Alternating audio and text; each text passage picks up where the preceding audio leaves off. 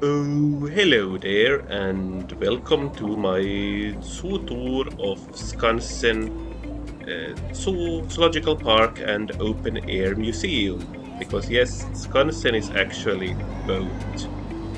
More about that later. First, we have to check the prices.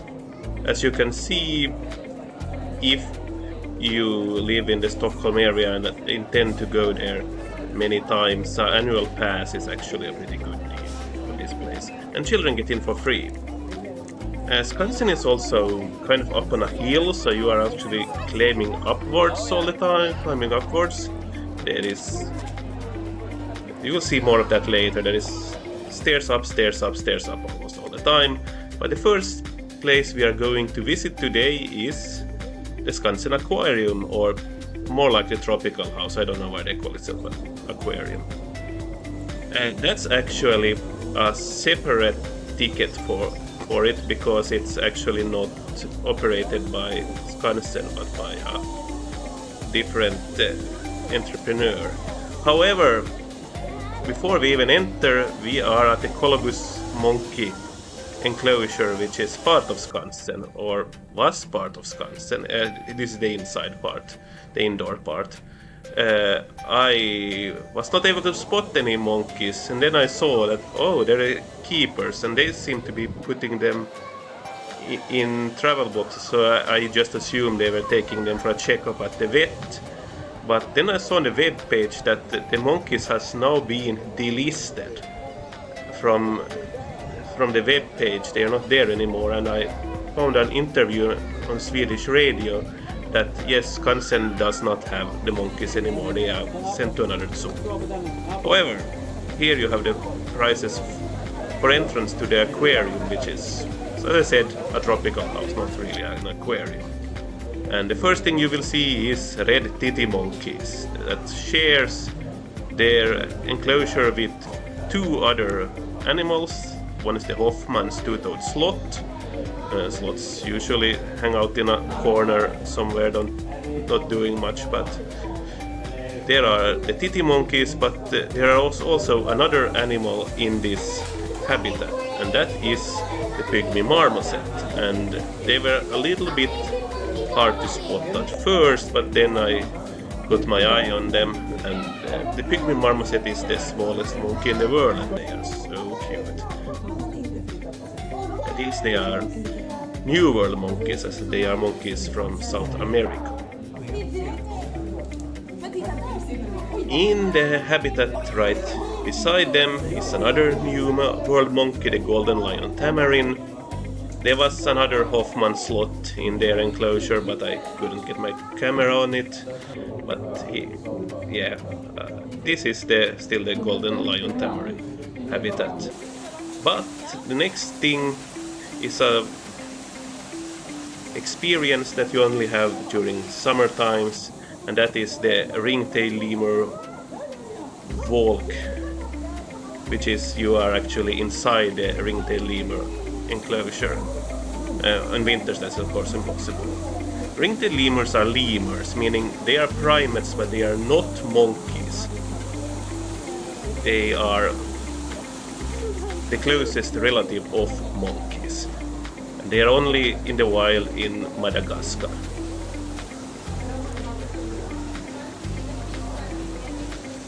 And this habitat is all about verticality. You are moving upwards because, of course, lemurs do climb. That's what they need. And don't touch them.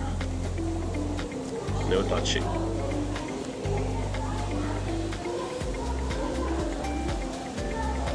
As I said, they are a Madagascar species. The only place in the world where there still exist lemurs in the wild is Madagascar.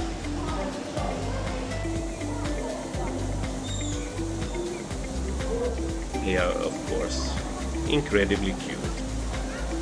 However, when you exit, the first thing you need to check is that you are exiting alone. There is no lemurs escaping with you.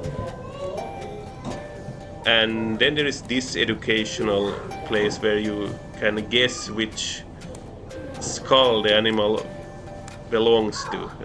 There is a, like you open a shaft and it says the animal name. And if you open the one with the human skull, you get a mirror instead.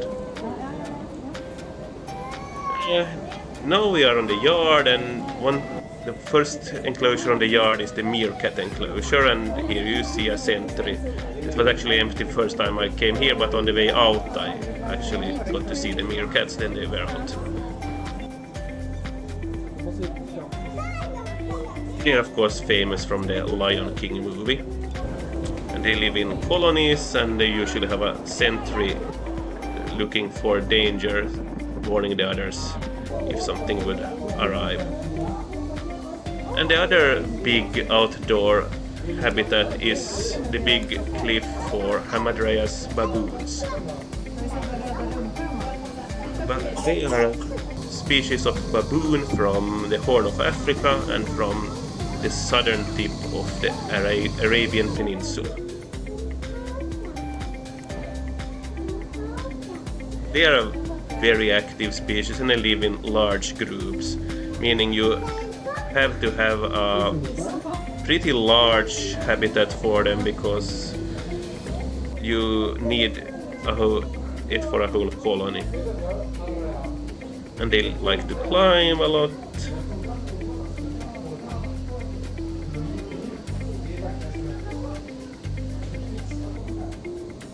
I at one time spotted that there was really small baboon babies, so I was trying to find a way to film them because the parents didn't really like that someone was trying to film them, kind of like human parents.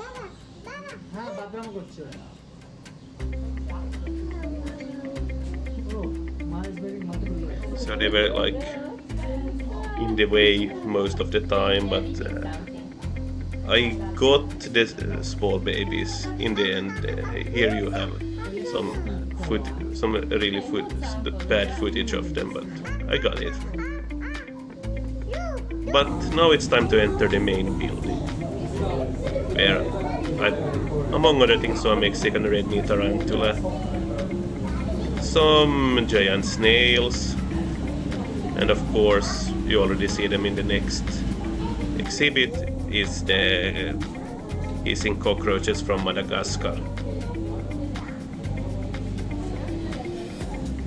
Yeah, this is the bug section of the tropical house. You would also see things like king assassin bug. There were more enclosures, but the ones I didn't see the animals in, I just didn't film. The migratory locusts are here. There were some frog enclosures but I couldn't get the frogs in this house. They were all hiding. I mean, I think there was supposed to be some kind of frog in this one, and I just couldn't spot it. However,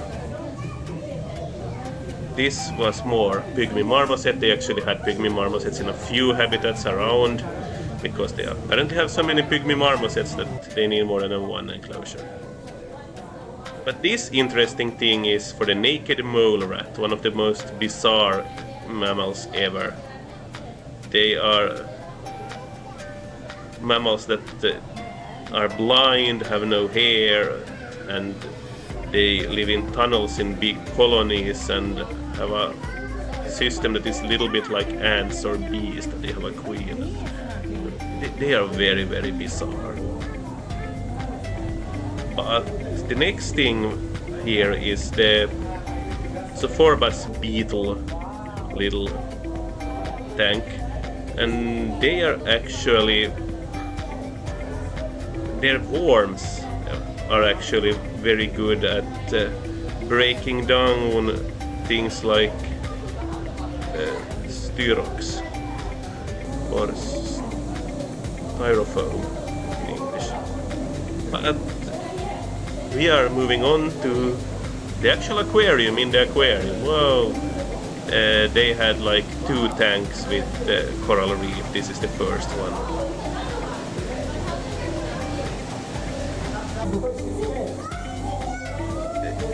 Coral reef aquarium always has a lot of fish species, a lot of beautiful fish, very interesting, but When you turn around, you see one of the stars of this building, the Cuban crocodile.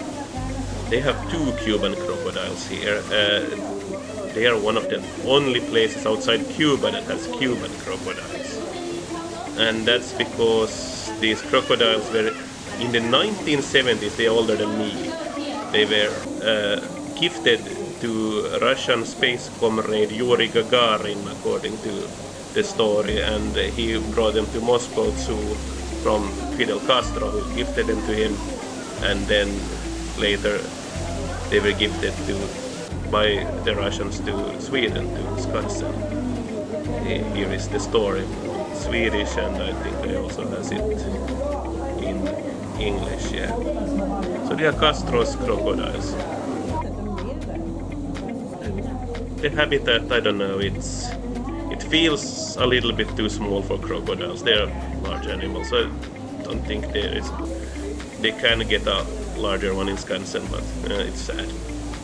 And here was the other big aquarium with coral reef. It has clownfish of Little Nemo fame, or maybe infamy, as I understand that movie was bad for them because then everyone wanted to have clownfish suddenly, and that's never good. The wild population took a big hit. This was a habitat for a lot of small birds. There was also another inhabitant on the ground here. There were a lot of small birds of different kinds. You get a list of them here. But besides the many small birds, there was a sengi. And a sengi is an animal that looks like a bizarre mouse or rat, but is actually not a mouse or rat. It's a small Afrotherian. And Afrotherians are a weird group of mammals that all originate in Africa. Here is more of the birds, but here is the better footage I have of the sengi. Afrotherians is the same group of mammals which elephants and manatees also belongs to, but also small things like the sengi. It's in that way a very bizarre little group of mammals. And this was an electric eel. Yes, I know electric eel is a genus, not a species, but there was no sign of exactly what species of electric eel this was, so it's just an electric eel, I guess. Then we have alligator snapping turtle. You don't want your fingers anywhere near these guys. They are so goofy.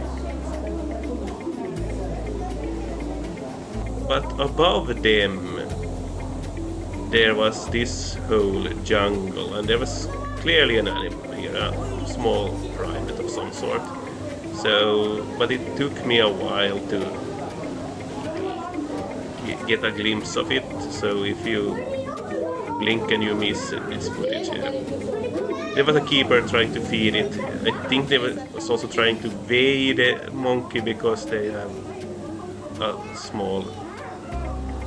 They're really trying to lure the monkey, but the monkey just won't go.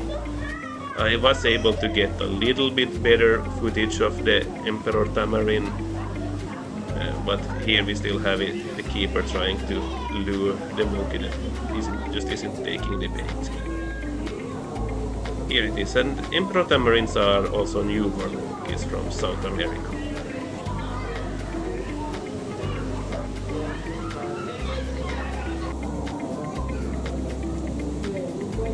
This is some kind of long-necked turtle, might be the Australian one, but again, I forgot to film the sign and it isn't on their webpage, so I don't know. And we had this little tank of fishes. The star of the tank was of course the common stingray.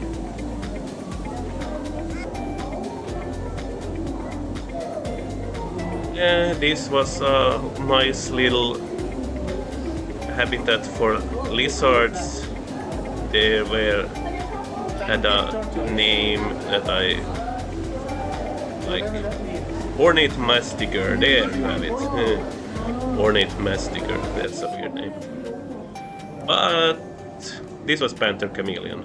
I love panther chameleons. They look so weird and have so many colors. They're awesome.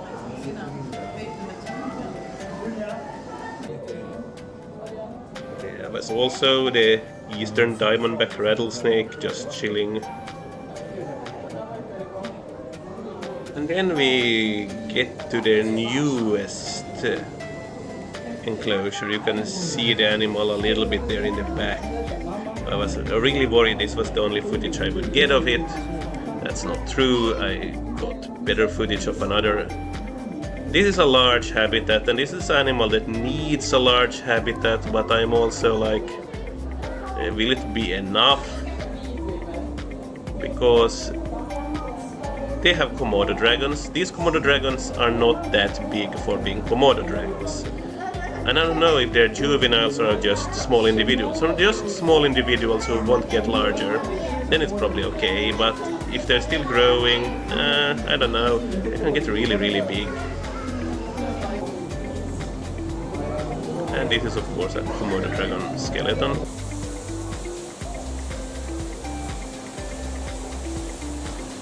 Yeah, this was a run-through jungle experience for kids. The paths were so small that an adult wouldn't fit very well, so I didn't do it, but I saw a lot of kids having a lot of fun running through here.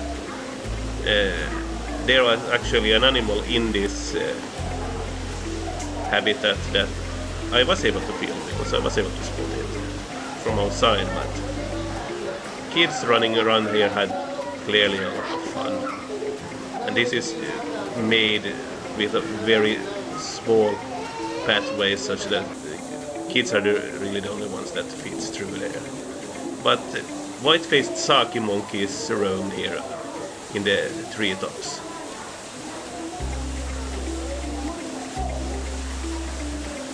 They are also a newborn monkey. And this one was checking me out and was like, who the fuck is filming me? That's a king cobra. Then we get to this. This is some kind of monitor, it seems like. I don't remember if there was signage, and I missed it if there was, and it's not on their webpage, so I don't know. But this is of a gecko. This is the Madagascar gecko. They are hanging there in the roof. And this thing is an eyelash viper. They have a large snake collection, and not all their snakes are even in the public for visitors. Then they had some kind of parakeet that were free roaming, had a place up there above the habitats, but could technically fly all over the place if they wanted. No signage and not on the webpage, so I don't know the species.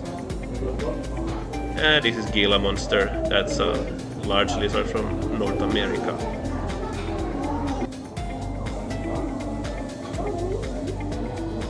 And yes, this is for a rattlesnake, another North American snake.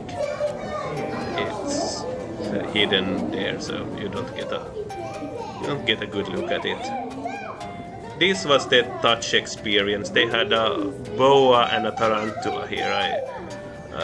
So I actually touched both of them. You had to touch exactly where the keeper said, because that's where the animal doesn't take any stress from it.